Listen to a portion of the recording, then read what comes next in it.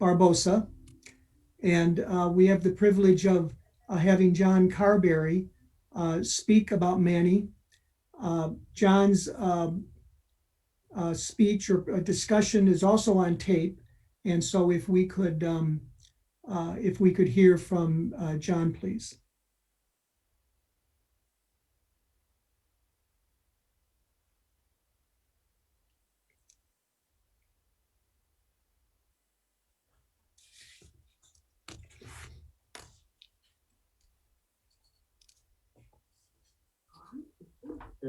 Good morning. My name is John Carberry. Manny Barbosa and I were close friends for 40 years. And over the course of those 40 years, I learned a lot about Manny.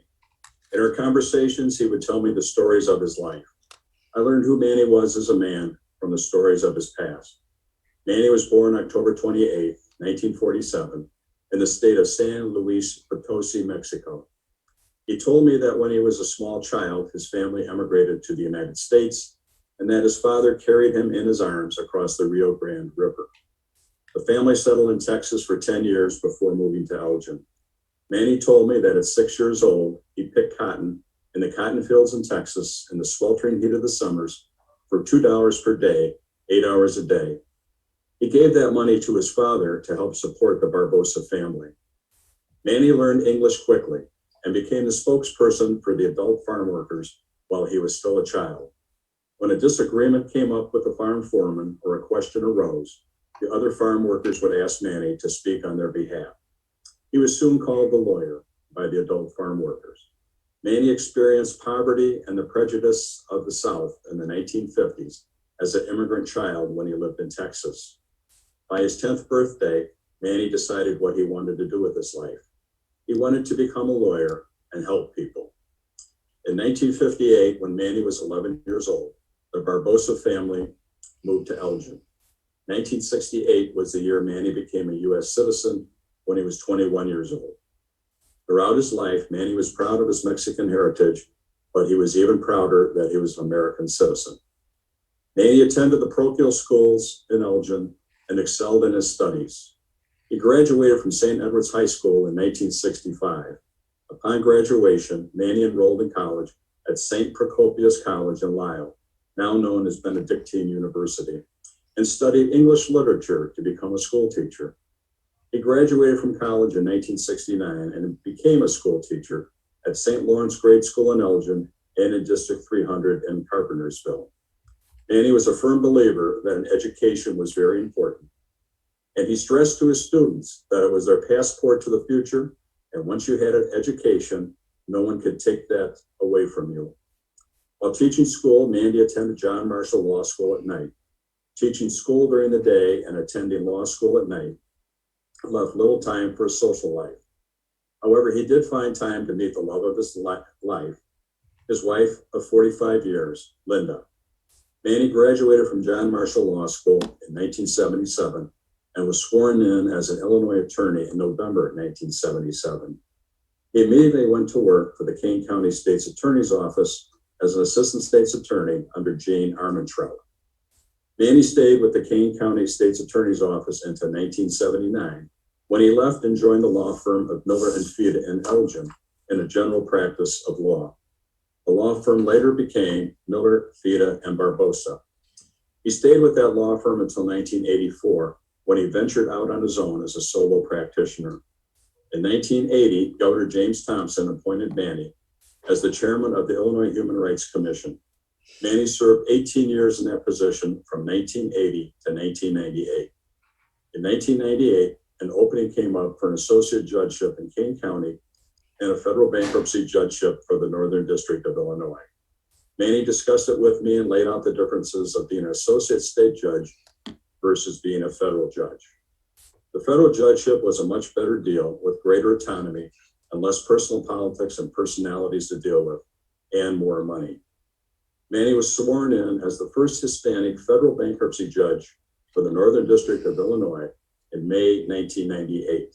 He served a term of 15 years and retired from the federal bench in 2013. Manny was a very kind and trusting person. There used to be a Mexican restaurant in East Dundee called El Niagara that we would frequent often with our wives. We went there one Saturday night in the fall for dinner. Both of our wives were about 6 months pregnant. Parking was limited, but there was one open spot next to a fire hydrant. I told Manny not to park there as his car might get towed.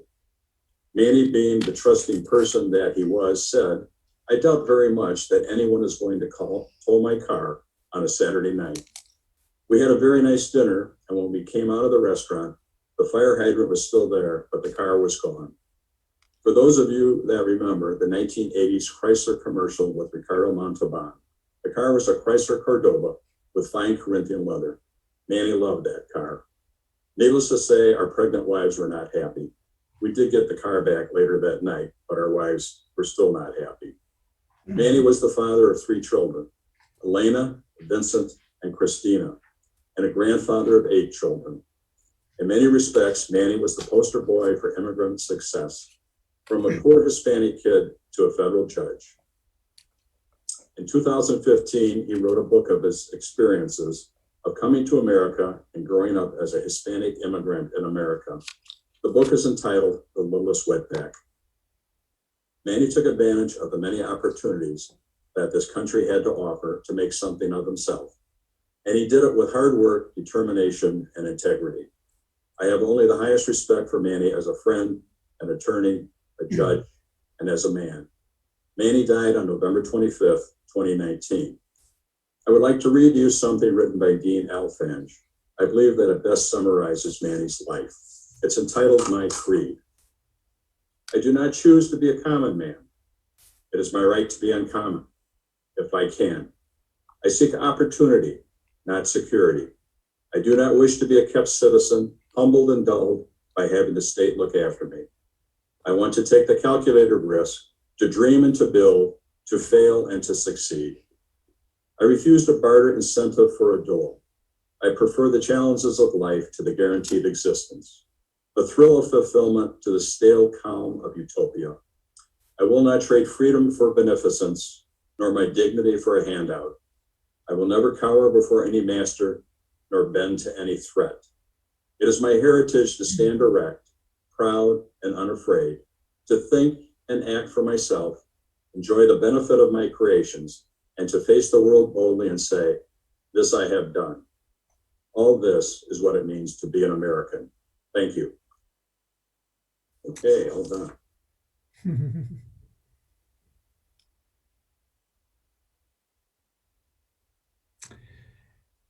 Manny's daughter, Christina, tells me that her family took great pride in Manny's professional accomplishments.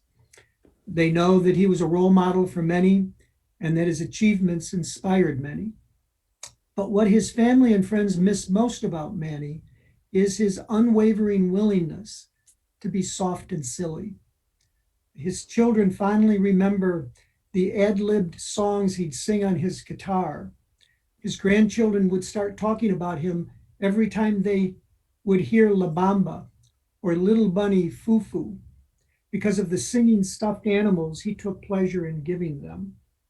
The grandkids won't appreciate the barriers he broke or the public respect he earned until they are older. In their eyes, he was simply the jolly, loving man who'd take them into his lap and give them a horsey ride, or mime La Vita, pretending to be a little old lady, walking his fingers up their outstretched arm and tickling them when he got to the top. Despite his accomplishments, Manny knew the value of simple things, and they are the things he enjoyed the most and the things his family treasures the most. Our next honoree is Eugene